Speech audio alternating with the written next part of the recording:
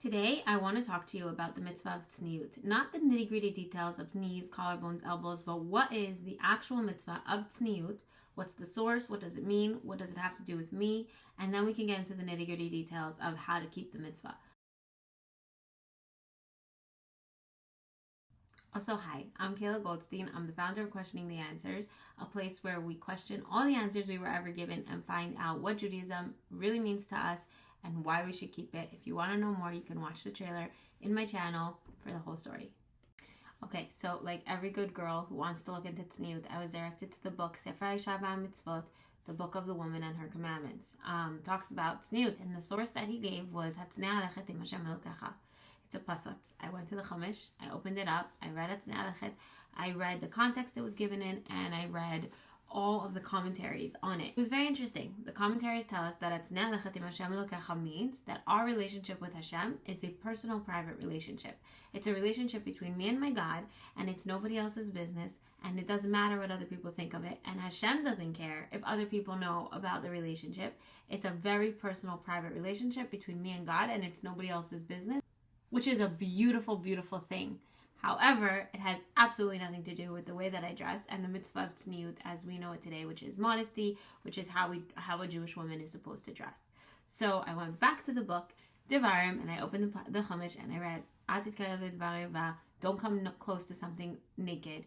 And I looked into the commentaries and I looked into the context, and it was very, very, very clear from all the commentaries there that this is a man's mitzvah, not a woman. A man is supposed to kind of put up a boundary between himself and the nakedness of a man or a woman, and that this is a boundary that a man has, especially while he is learning Torah and while he is praying to God.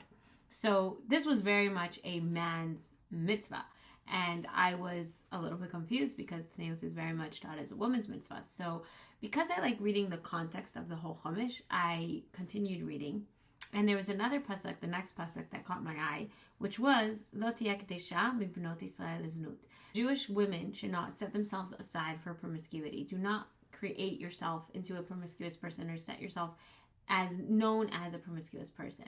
Okay, well, this was interesting, which, by the way, the next pasuk says the same thing to men, and this seemed to be a mitzvah that was all across the board for all Jewish people, is to not be promiscuous and not be known as promiscuous. So I was reading this in the Gutnick Chumash, happens to be, and the Lubavitcher Rebbe there he writes in the commentary that the way a woman dresses directly affects her children and how they will behave when they grow up. So if she dresses promiscuously, it will affect her children. If she dresses modestly, it will affect her children. And he quotes a Gemara in Yoma.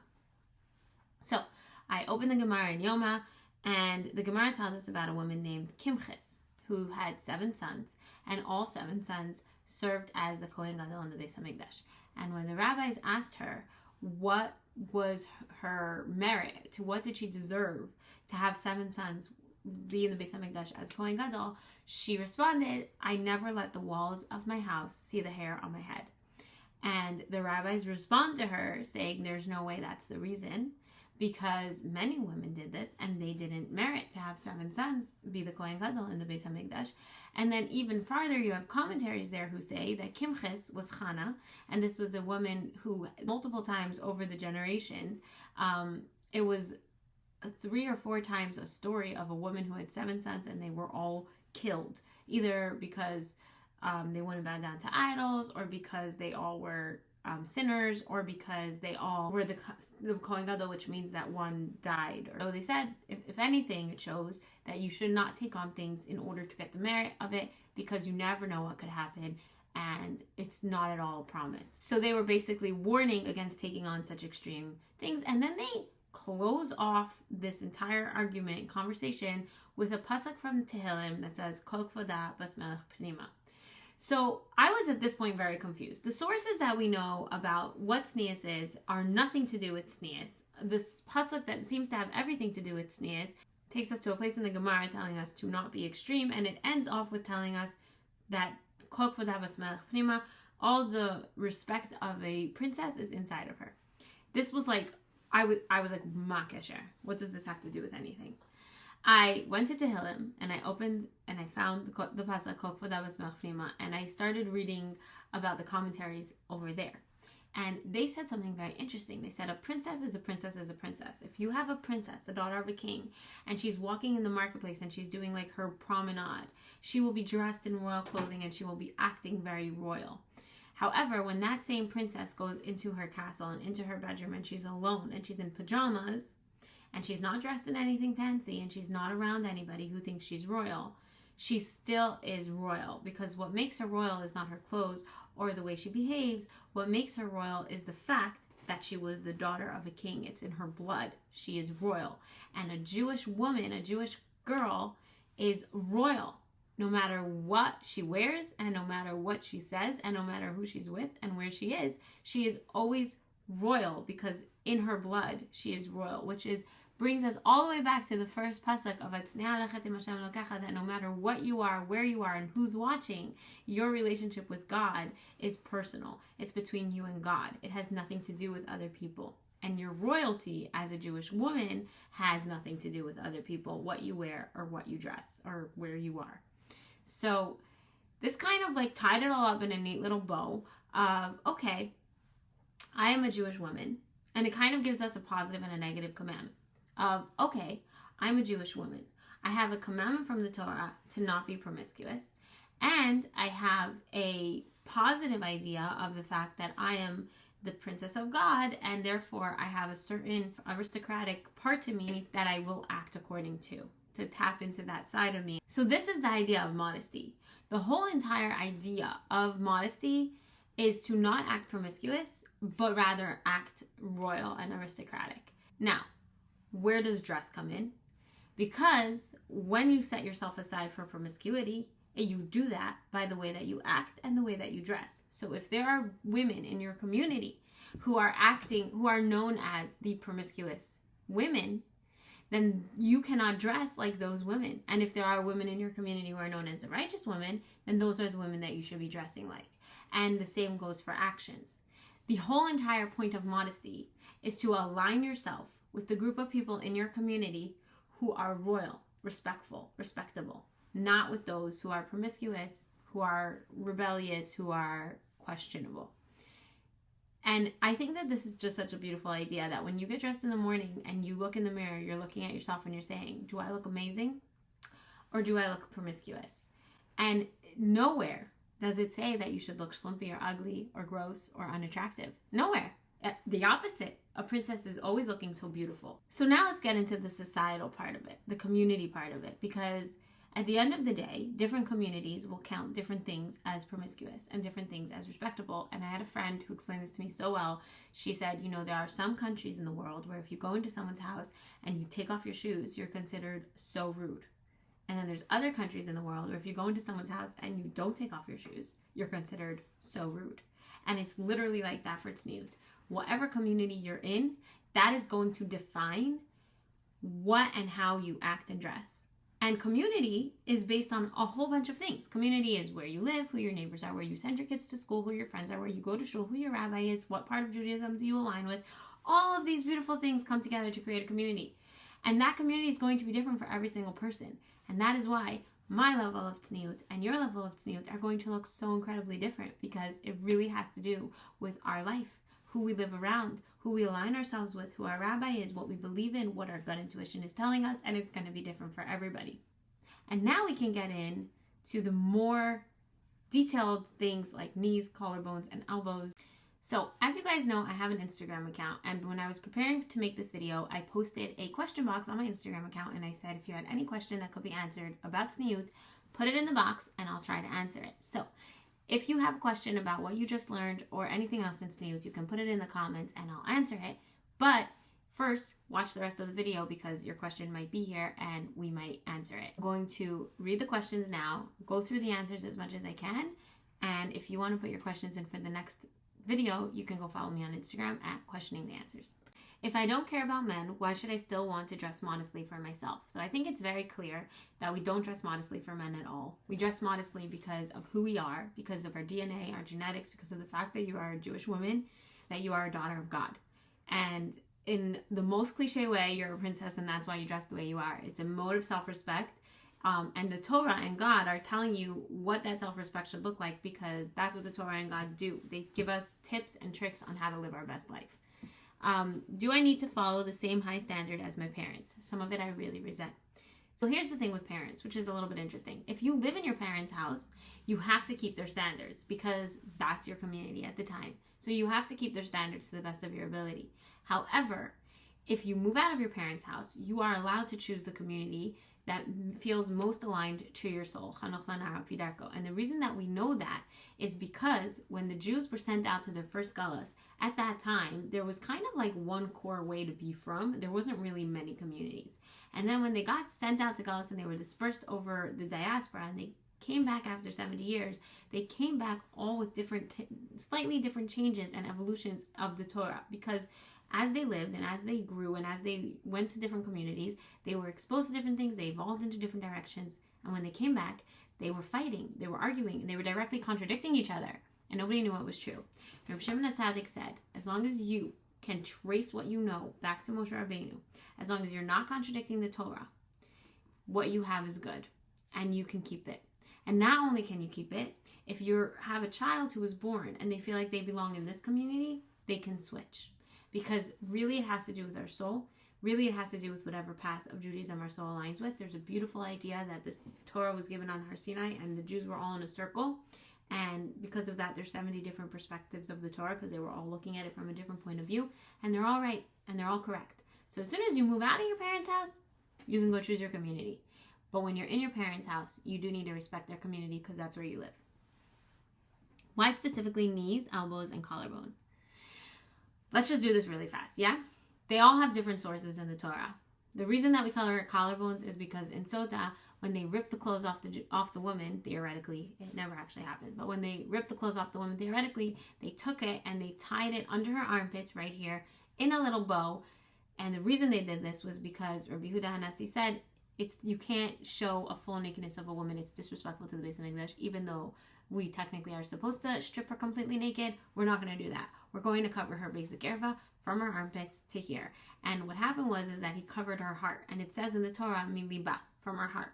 So your heart is kind of hard to mark on your body, right? So that's kind of like why they went up to the collarbones. Now there's another reason that we do collarbones, which is the Divrei Chamudot, when he was explaining why tznius is so dependent on society and cultural norms in your social circle. And he said, for example, in my community, the women only uncover their faces, their hands, and their feet.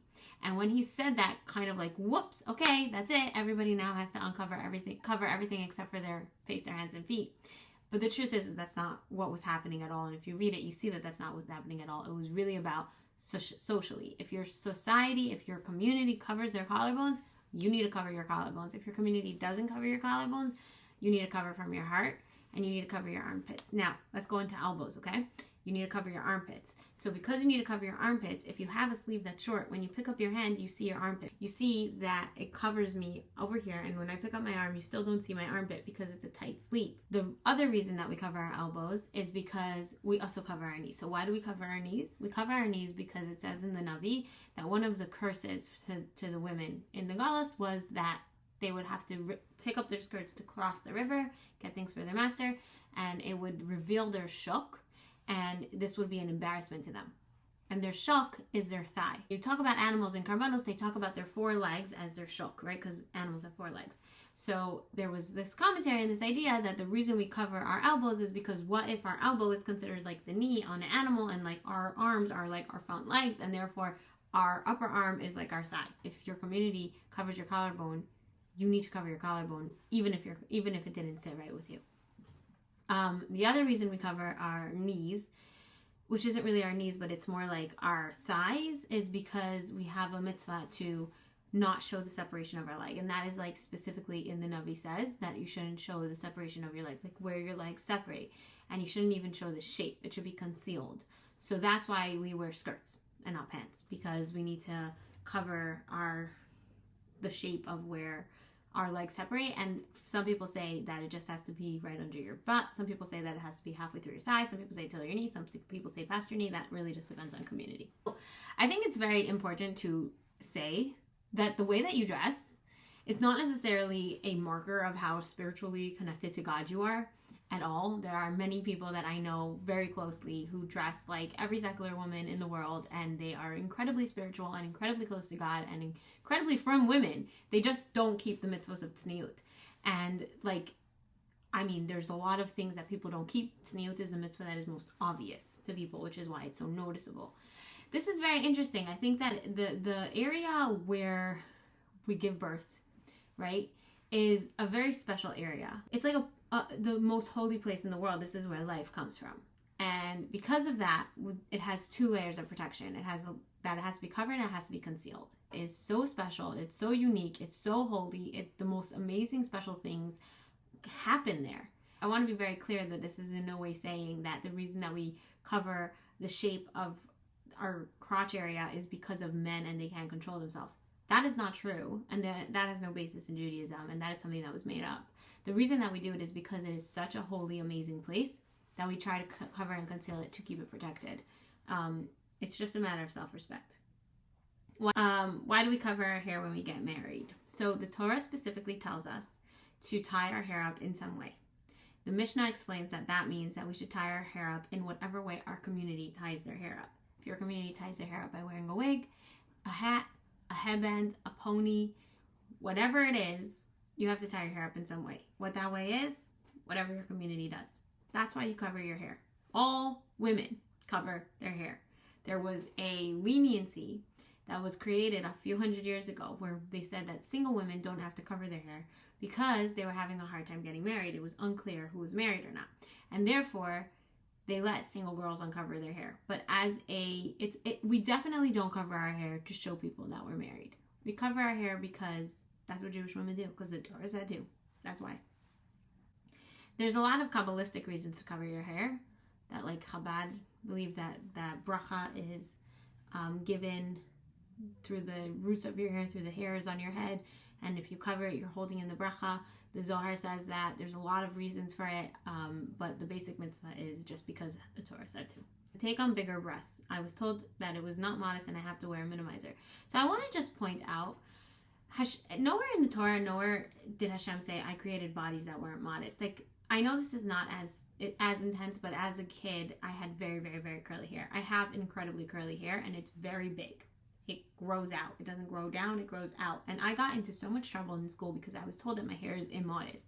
And I remember thinking, like, are you trying to tell me that God made a mistake? That when he created me as an immodest person just by existing without doing anything? There's something wrong with me that I have to hide?